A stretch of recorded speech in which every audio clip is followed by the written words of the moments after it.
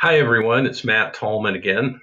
Today, we're going to look at the history of prayer and revival during the Reformation. But first, let's just take a brief look at the origins of the Protestant Reformation. Here we have a picture of Martin Luther, who is certainly the most popular and important historical figure surrounding the Reformation. Um, but there were a variety of causes that led up to the Reformation. The Great Schism, where during at one point there were three different popes leading the Western Church. Papal taxation began to increase. The rise of nation states that rebelled against the political power of the Pope. The printing press that began to dispense information and new ideas about Christianity, the emerging middle class, the Renaissance, geographical changes as more of the world began to open up, the New World, especially in the West. Um, and There was the beginning of religious uh, diversity after political boundaries started being dispensed with ideologically in the church, and finally, the failure of the Roman Catholic Church to meet the needs of the people. Now, you notice that a lot of these causes aren't necessarily spiritual. Some of them are, but a lot of them are political in nature, and that begs the question: was the Reformation a spiritual revival? And a lot of people actually would argue, no, it wasn't. It was something that changed the church, its beliefs, certainly, ideologically and politically, but did it change the church spiritually? Now, that's an interesting question and a provocative one. A lot of people would say, yes, it changed the church spiritually, and to some extent it did. Um, but um, but let's look at that again a little bit later. Um, the people involved in the Reformation, those preceding it, we already talked about John Wycliffe and Jan Hus, and especially those two were involved in helping to change the church spiritually leading up to the Reformation. They challenged the status quo. Erasmus was a scholar that printed the Greek New Testament and allowed it for access to provide accurate translations in in people's own languages. Of course, we've talked a little bit about Martin Luther, the importance of him when he nailed what's called his 95 Theses in protest against the Roman Catholic Church on October 31st, 1517. We'll be celebrating the 500th anniversary of that event. That event is actually generally historically considered the moment, the most important moment at which the Protestant Reformation really began. But you had other important people. You had Zwingli. You had John Calvin, certainly, who was enormously important theologically and in the development of Reformed churches. And then finally, Jacobus Arminius, who was important later theologically in helping bring about the development of Wesleyan, Methodist, and Holiness churches. Um, so, um, Movements within that began out of the Reformation. Lutheranism was the first one. Then, of course, the Church of England, or also called Anglicanism, the Radical Reformation that we'll talk further about in a minute. There are a variety of different groups that came out of this, and some would say this was really where the spiritual renewal aspect or the spiritual protest within the Reformation began, because the radical reformers felt like the Protestant reformers didn't go far enough. They were protesting against certain aspects that they felt were crucial for the sake of Christianity.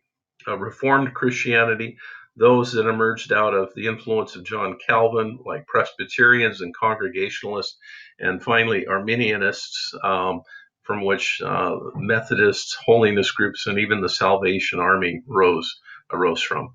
Um, Interestingly, probably the most profound spiritual reform that took place during this time was actually in the Roman Catholic Church itself.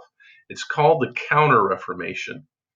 and there was really some positive spiritual developments that took place in the Roman Catholic Church as a result of the Protestant Reformation that helped bring about spiritual reform and a greater urgency towards seeking Christ. The Oratory of Divine Love was a movement, a spiritual reform movement started within the Counter Reformation. There was also renewed urgency towards missions and missionary endeavors in the West. There were some things that weren't as positive.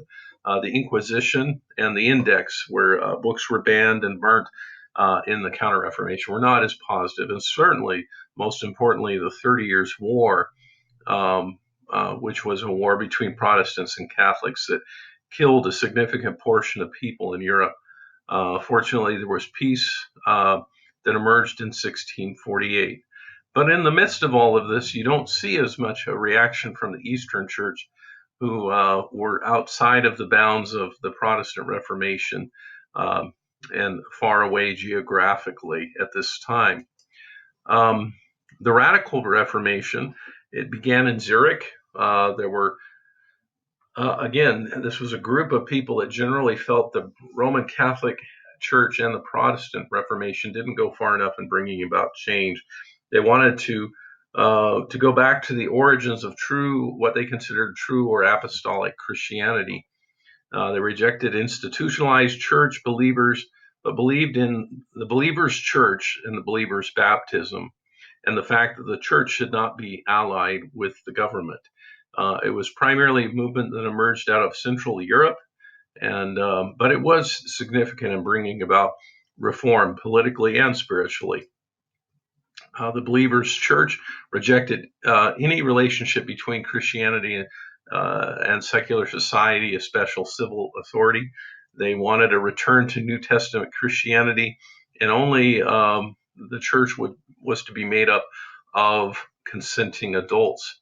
Believers' baptism protested against the baptism of babies, and which was a common practice that was carried over from Roman Catholic tradition in the Lutheran Church, and even in the Anglican Church. They believed only in adult baptism, and so for that they were severely persecuted for that distinction. However, where was the mention of the Holy Spirit or Spirit baptism at this time?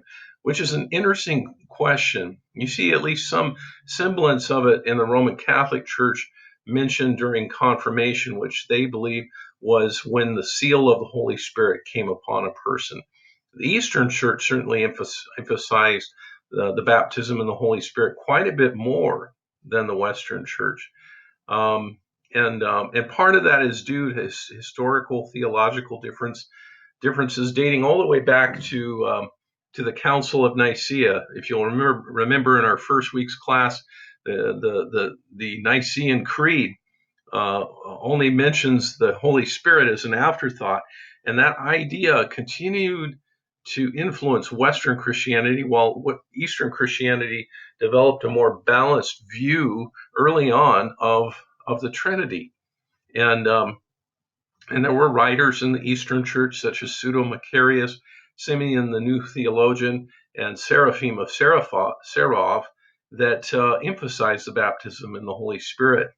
Later, a young minister named John Wesley began reading from these authors, and that influenced or brought about a renewed interest in the baptism in the Holy Spirit in England and the West that helped bring about what is called the First Great Awakening. We'll talk more about that next week, but look forward to your discussion this week and your reading journals as well. I hope you have a great week, and we'll talk to you soon. Bye now.